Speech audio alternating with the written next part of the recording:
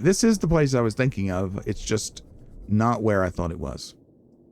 Memory. It's a hell of a thing, right? Looks like we need some water. Drink some water. And those bleeders down there, they just kept on messing up our boat. So, let's repair it. Okay. Let's check this place out. It's nighttime. Is this a good time to come? Good a time as any. Why not? Picking up multiple energy signatures on the island's surface. Fascinating. Ooh, voxel shrub. A pink-leafed plant with angular appearance which grows exclusively on land. Can't scan the tree. Let's see. Let me make a small change to my layout. Loadout, even. I'll put the light right next to the scanner. That way it's quicker to swap. Here we go. Jeff Cup. A common land fungus found in clusters. Grows quickly. Size is limited only by available nutrients and space.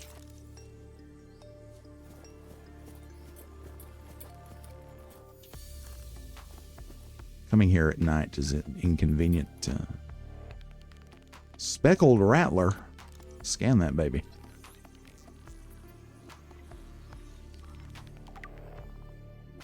We may find some crew here. You never know. Reminds me kind of a morel, but morels are hollow inside. Anywho, speckled rattler, a brittle land plant containing large spores, which generate a characteristic rattle when the plant is shaken.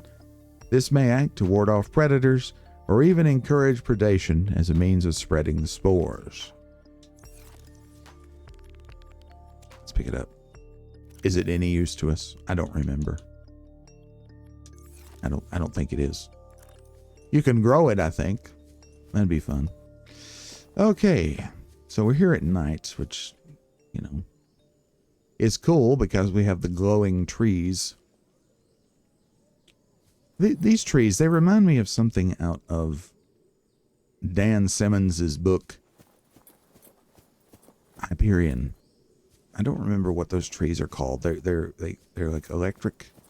Oh no, it's you, my nemesis. Darn you. I'll just quickly evade you, and that'll be no problem. What are they called? Those of you who've read the book. Oh man, what are they called? They're electrical and they're deadly. Ah, bulbo tree. Bulbo tree. This is a very important species. Very, very important indeed. Bulbo tree, a bulb-based flora which roots to the ground and sprouts turquoise leaves. Analysis suggests the sap produced by this plant is poisonous to insects, but can be harvested and consumed by humans for its high water content. Assessment, edible, high water content. Which means what you do is you go hacha. And you get you a little sample. You do that, then you can consume it. Food 8, water 10. Thank ya. I'll have another one of them. Yum. All right, voxel shrub. Oh wait, no, this is something else. Grub basket. That sounds good. Give me some grub. An orange-colored land plant, which usually contains a thick, protein-rich sludge at its base.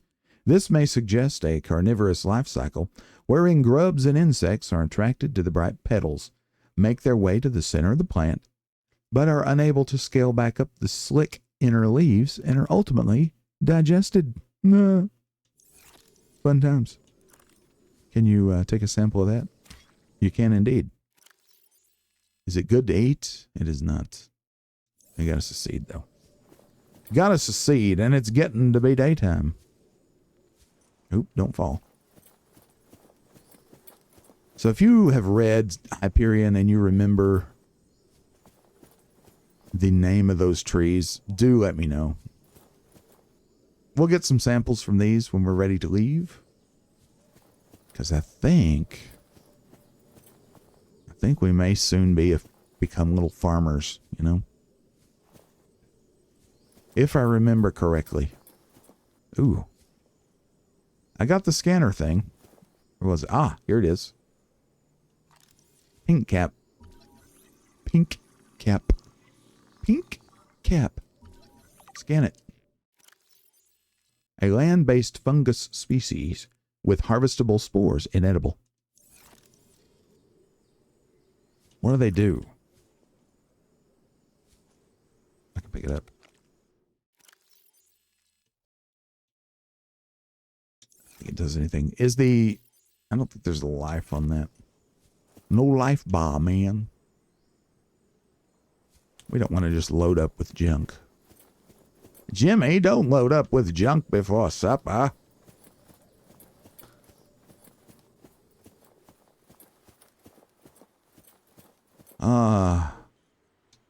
What a view.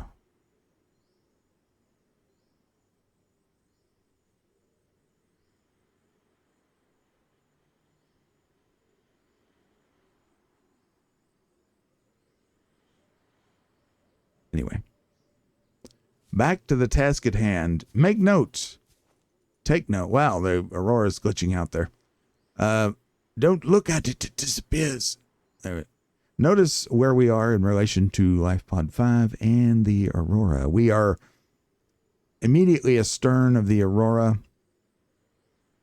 Immediately? I don't know if it's immediately. We are astern of the Aurora. And the LifePod is there to the left of the big boat. Oh, what's this? Ming plant. Is it because it looks like a vase? A hardy specimen which grows on land. The vase-like trunk protects the root system from predation and self-repairs over time, explaining the characteristic cracks on the side. So it is indeed like the vase or vase. I guess if we're talking about a Ming, we're talking about a vase, right? Me am cultured. Jethro. There's some more pink caps. I'm walking on the path. Am I recovering the ground I've already covered? Probably. It's easy to get lost here.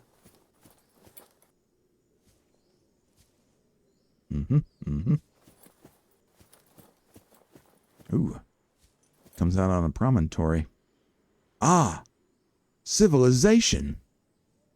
And a flying thing. Look at that. It's like a bird or something.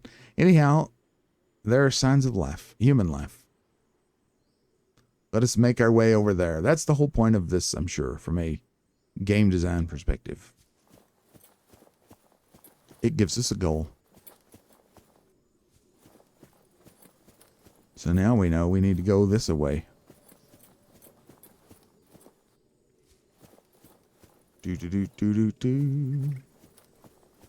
That's the way we came, I think. Maybe.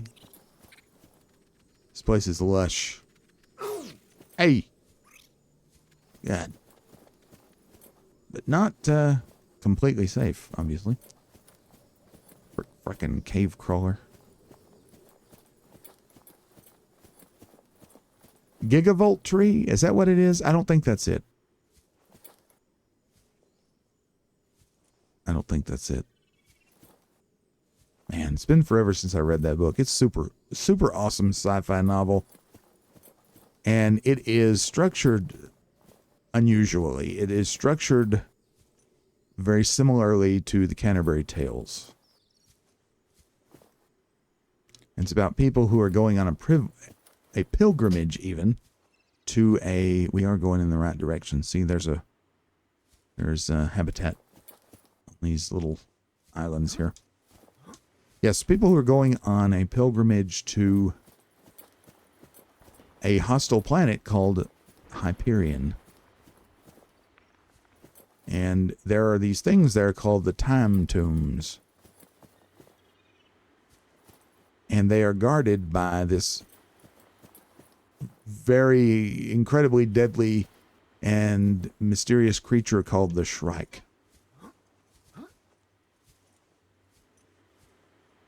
Yeah, but in one of the tales, I believe it's the priest's tale, they talk about having to avoid these trees that have this vast electrical charge they give off. Anyhow. Bulkhead. This is where we're going to get some base parts.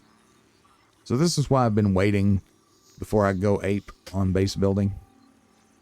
We need more pots. Bulkhead door. What does this thing do? The bulkhead door is... Thank you. The bulkhead door is designed to separate compartments while reinforcing structural integrity with its solid titanium frame. The door can be opened and closed to seal off compartments in the event of fire or flooding, or simply for privacy. So, let us see. What can we find in here? There's a box. There's some water in it. Turn on the light in case there's something hiding. Obviously, there's a PDA here. Bart. New PDA data. Thank you. Bart Torgal's log, number 3. Rescue from the deep. Is that what it said? Rescue? Return from the deep. Should we wait till we find them and then read them all? Probably. It might be best. Fern palm. Yeah, that thing's cool. Look at it. I love these. And these things give off light. The lantern tree. A conglomeration of individual vines which rely on one another for structural support. Grows exclusively on fertile land. Each vine produces orange lantern-shaped fruits with minimal nutrition and hydration value. Assessment, edible in an emergency. The main thing is they give off this very low glow, which you can kind of see now, but is more obvious in the evening. And they're just very beautiful. Whenever you want some ambiance in your base, you plant one of these. The round glass room we're in here is the observatory, and this is the first recipe that uses enameled glass, which is why we need the stalker teeth. Let's scan him up. There we go. It's not gonna... Nothing to say about it, but importantly, very importantly here, we have the indoor grow bed. This is going to let us grow terrestrial plants in our base. So, inside, right? New blueprint acquired. Thank you. Interior grow bed, designed for use exclusively inside regulated habitat modules. The interior grow bed is more compact than the outdoor version and features a hydroponic nutrient delivery system. Nice. Okay. Anything here we have not scanned? Yes, sir. Yeah. Oh, the fern palm. We didn't scan it. Whoops. Fern palm. This specimen was first identified in an artificial grow bed on the island.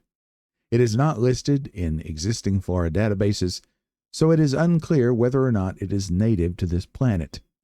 Genetic code shares some features with the other local plant life, but this may be the result of DNA transfusion rather than natural evolution.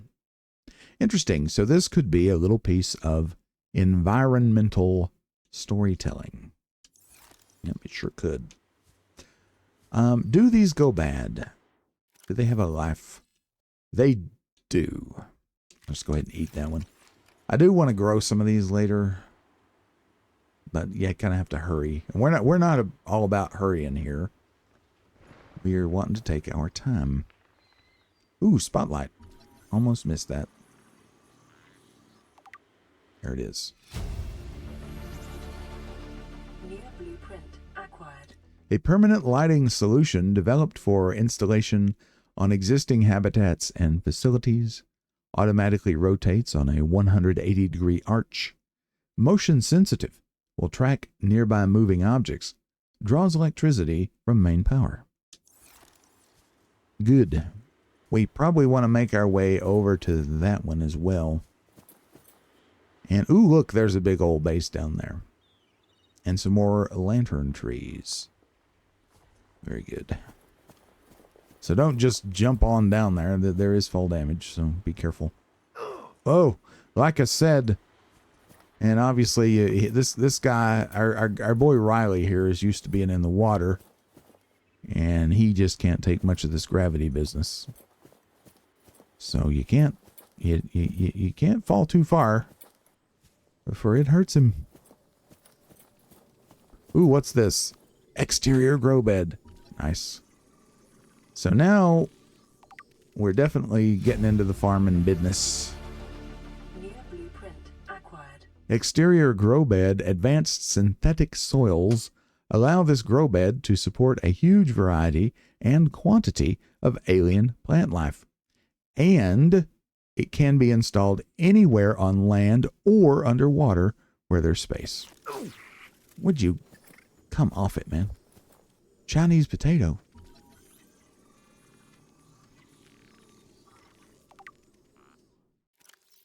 Chinese potato plant.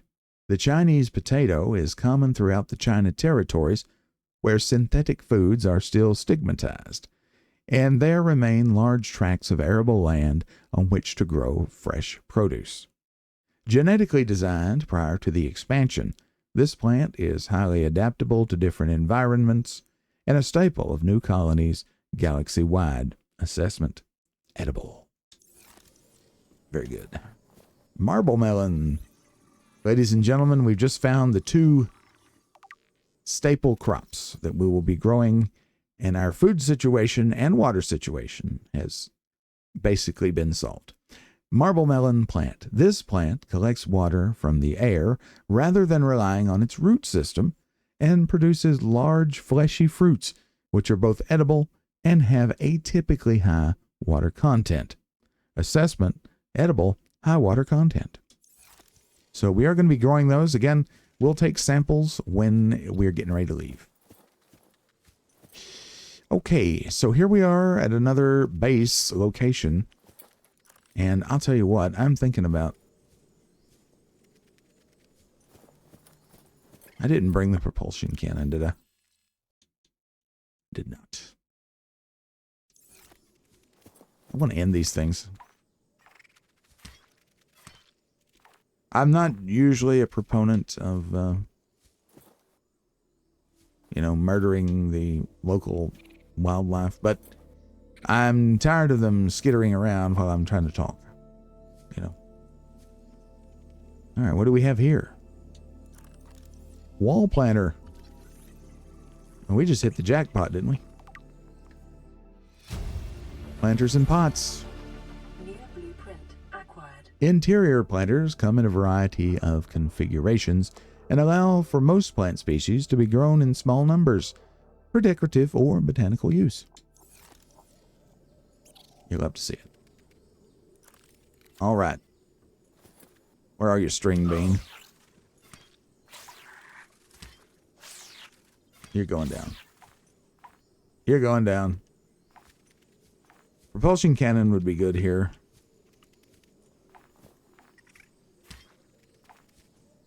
Where'd he go? He just went up and out, huh?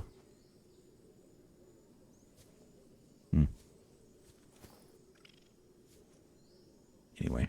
Wait. Here he is. On guard. Where? There. Stop moving. You know, that thing looks a lot like an evil eye, doesn't it? Never really thought about that before. Anywho. Let's get in here and see what we can find. Who built this base anyway? Obviously, this was not the Aurora survivors. Integrating new PDA data.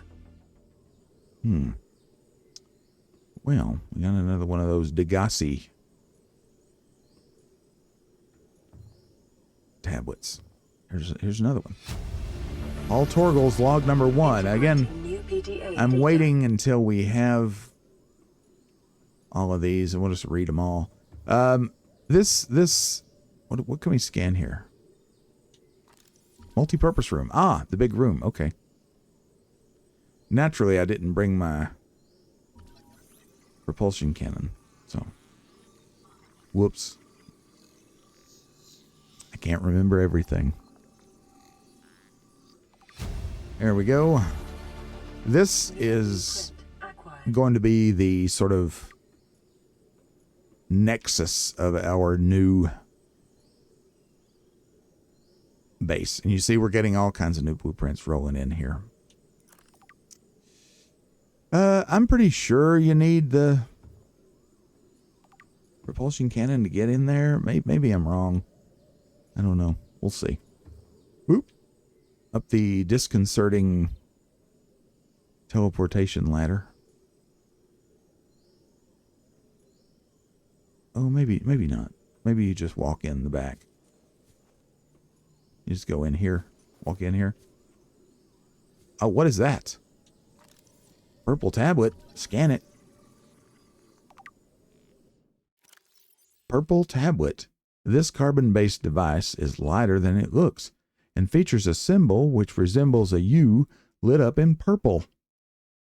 Despite the onboard power still functioning, algae growth on the exterior indicates it was abandoned hundreds, perhaps thousands of years ago. While the technology is far beyond Federation levels, and there is no obvious way to interface with it, it should nonetheless be possible to fabricate a precise physical copy of the device if necessary. The plot. She thickens. We're going to pick that up. Yeah, look at it. What a mysterious object. Degasi log 4. New PDA data. Okay, so I was wrong. You don't need the thing. You just walk in the door. Okay, I stand corrected. We need to get up there though. And then we'll go back and start building some base parts. Know what I mean, Vern? Okay. Let's do this in the most hazardous way possible. Let us make sure... Oh, look at this. Isn't that pretty? Make sure there's nothing over here that needs scanning. Wow, there's a big old bulbo tree here. Ugh.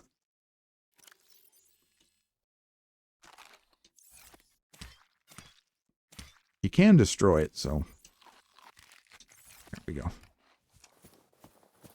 So this is definitely a place where you could do some living for a while, you know? There's resources here.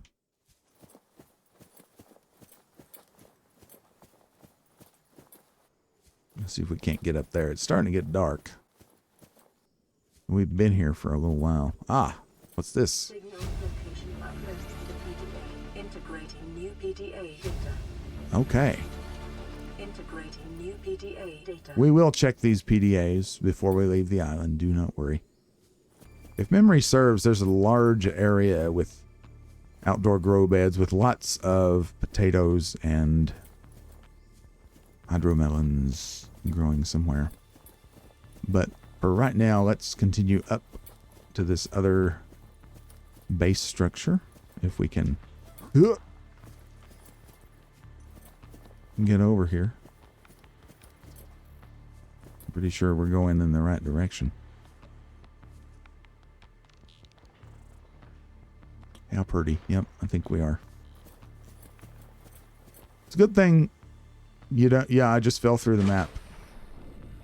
Okay. It happens.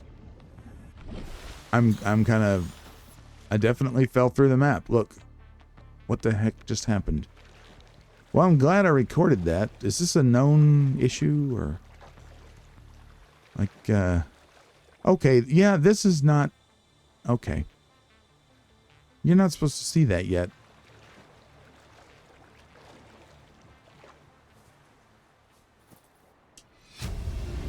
Rendezvous voice log. New PDA data. So there you go. That was our rendezvous. I got a little excited and skipped over that. So what's going on here in this frickin' place anyway?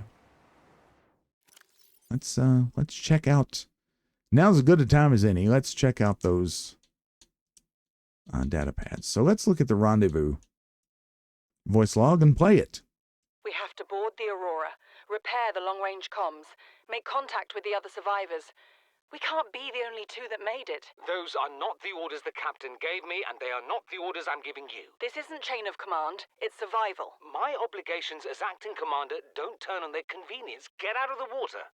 If I get into trouble, I'll send you my coordinates. I can't let you go alone. Then come with me. You don't leave me much choice. Received emergency transmission from Second Officer Keen, 2 hours after last activity. Rendezvous was a failure. Intercepted a transmission from Altera HQ. Seems they sent a data package to the Aurora. We were intercepted by a Leviathan-class predator before we could reach the ship. Consider the CTO and I lost at sea. Be safe. Keen. Out. Okay. So just gloom and doom all around. Okay, so let's see. I'm not sure. We have Paul Torgal's log 1 marooned. I don't know if we have all these yet, so I just want to get them all first. And then we can kind of piece together what's going on here. Unfortunately, I fell through the map, and that meant I went all the way down to the bottom to sea level.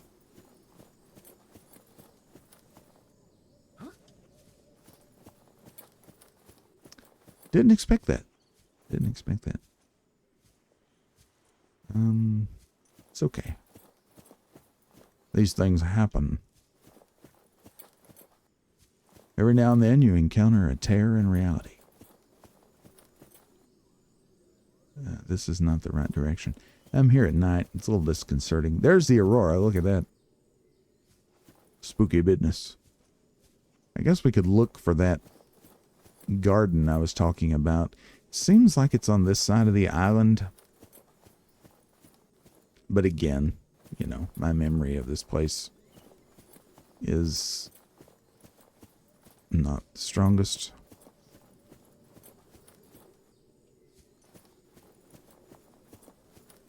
I'll probably just cut to where I get back up to where I need to be. This is one hell of a flashlight. I mean, look at how far it's shining out through there. Look at that. It's a good one. Okay. Let us not fall through the universe this time. That's not disconcerting at all. Lord. With the moon that close, you'd think the tides here would be just insufferable, but I actually don't see any evidence of tidal activity at all in the game. Okay.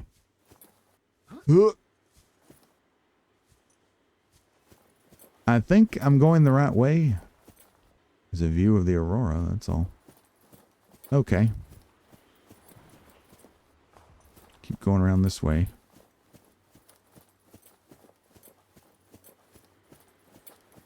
Pink cap. Up, up, up, up, up. There's some really interesting hollows. And fortunately, it's getting to be light again. The day-night cycle is pretty fast in this game. All right, yeah, this is the other mountaintop base, looks like. Yeah. We have not been here. Let's scan the pot. Composite plant pot. Nice. New blueprint acquired. Yeah, so we got some more veggies there. Anything else? We have a PDA here. All right, good. Integrating new PDA data. Do these go bad? I think they do. They do. Eat it. Okay. So this is the game's way of telling you, make sure that you grow these things, because this will keep you alive. You can pick, there's several of these you can pick out of the pot. Unlike the melon, you get several potatoes. And they give you food, the melons give you water, and you're in pretty good shape. Alright, so I think that's got everything here. Ooh, be careful. It'd be a sneaky place to hide something, wouldn't it? And can I get back around there without falling to my doom? Okay, so let me save it again. That garden I was looking for, I think it's time to go back. We could look for that garden, which could take me forever. I may just do that off screen. There is an area here with a bunch of grow beds. In fact, the voice logs may tell us where it's at. I don't remember. But let's go ahead and play them. This would be a good time to do that. So, let's just start with Paul Torgal's log number 1. How about that? Let's play it. Chief's log, 5 weeks since the crash. The only other survivors are my son, Bart, and Maida, the cut-price mercenary I commissioned for the journey. After days drifting in the life pod, rain hammering on the roof, the weather cleared and we washed up here. I had Maida salvage the Degasi wreck, set Bart to finding us a stable source of food. His education is paying off sooner than I'd anticipated. Our only problem is Maida. She says the weather's going to turn. I say she's finding excuses to risk our lives. I imagine she's not going to weaken her life without a physical altercation, and she's itching for a fight. In every judgment she makes, things go from bad to worse. If she had my experience, she'd have more faith. Humans have spent millennia specializing in how to shackle nature to our will. This planet won't cause us any new problems.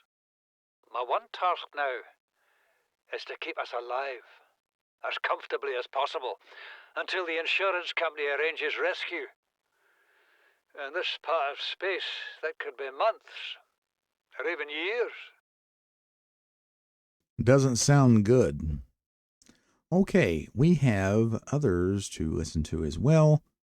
Let us then listen to the Degasi voice logs in order. How about that?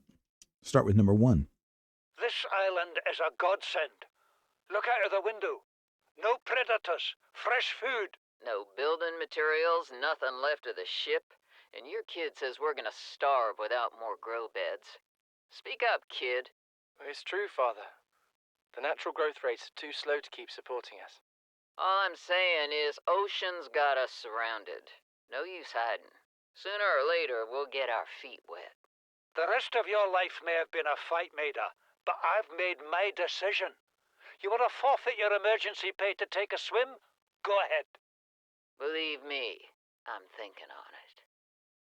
Okay, so this is a separate crash, obviously. These are from the ship, the Degasi, that crashed here sometime before us on the Aurora. And in fact, the Aurora's sort of shadow mission in coming here was to search for these people, or at least the ship. And we read that back in the Aurora logs in the previous episode. Okay, let's see number 2, Storm. Sounds bad. Son, I said wait for the storm to pass. Your life's more valuable to me than a plant patch. You stopped being in charge when the ship you were captaining sunk. I'll stop being in charge when you take charge of yourself. Say, Chief. Chief, What? you know how to drain those grow beds of 40 tons of storm water? Or how to conjure food from the air? I know how to prioritize. I'm just saying, if that's so, What's your boy's life worth to you today, if tomorrow you're gonna be so hungry you start wondering what he tastes like? Let him go deal with the plants. Son, go deal with the plants. Bart, Torgal has disembarked the habitat. Interfere with my family again, and when rescue arrives, I will leave you here. Do you understand me? No rescue coming, Chief. Not in time. And no staying here neither. This rain keeps falling, sooner or later this place will be buried. Only choice we got is whether to get buried with it. So, do we need to worry about storms on the surface? I don't know. The Degasi crew sure did. What about the aftermath? You see, Chief, you brought us to this sodden planet. Told us we'd see a lush payday. Now what do we got some 6 weeks later? A dead crew, a habitat that's half buried, food washed away. I suppose the executive decisions would be better left to someone with your extensive experience of hitting people in the face. I know enough not to take unscheduled detours to uncharted planets. That's something you don't want to learn the hard way. Easy to judge a decision in hindsight. Harder to come up with a plan of your own. Got one already. We take what we can carry and hunker down in a cave somewhere. I scouted a site, a couple 100 meters deep, lots of metal deposits. How do you imagine we'd live? With ready access to building materials, like damn queens, a couple of water filters, a bioreactor, fresh fish. But Chief, we'll eat seaweed salad and drink our own urine if that's what it takes. All that matters is, do you got something better? Send the coordinates to my PDA. I'll review your proposal.